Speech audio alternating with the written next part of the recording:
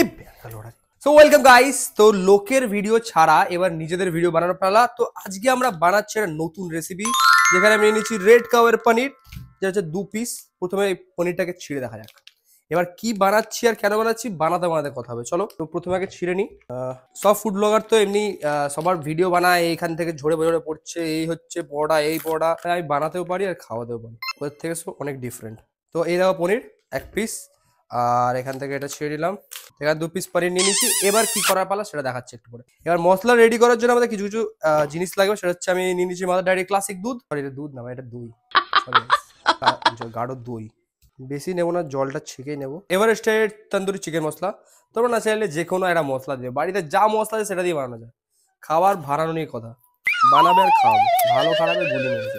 Experiment করে দেখো, যা হবে। কেন যদি আমি পুরোটা ছিঁড়ে দিই, মা আমায় খেলাবে। তন্দুরি মশলাটা অল্প অল্প করে দিয়ে দেবো। টক দইয়ে কিন্তু টক আর যে নুনের ফ্লেভারটা কিন্তু চলে আসবে। তোমরা চাইলে একটুখানি চিনি ইউজ করতে পারো, তাতে ফ্লেভারটা খুব ভালো আসে। ম্যাজিক করে নিয়ে চলে এসেছি ডমিনোস থেকে ঝেড়ে অরিগানো আর চিলি ফ্লেক্সের প্যাকেট। একটু চিলি ফ্লেক্স দিয়ে দেবে, 2 packet chilli flakes, just 2 packet. হচ্ছে অরিগানো, অরিগানোটা দিয়ে দেবো টিং টিং টিং টিং করে।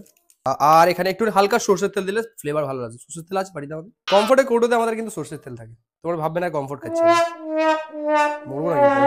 এইটুকুনি সরষের তেল, এই ব্যাস। বাড়িতে মায়ের কাছ থেকে ঝেড়ে মিট মশলা নিয়ে এসেছি। মিট মশলা দিলে আরো ভালো লাগবে। আরে মিট মশলাতে মিট থাকে না, যারা ভেজ আছে তারাও খেতে পারবে, চাপ নেই।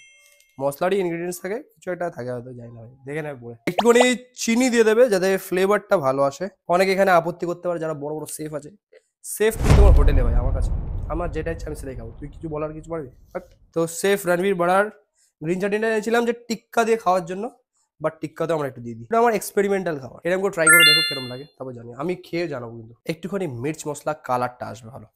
এটা কিন্তু কাশ্মীরি মির্চ, যাতে কালার আছে, যাতে ঝাল হয় না অতটা, সো তোমরা ইউজ করতে পারো। একটু নুন দেবো, তোমাদের কি মনে হচ্ছে? নুন দিয়ে দিও, যা হবে।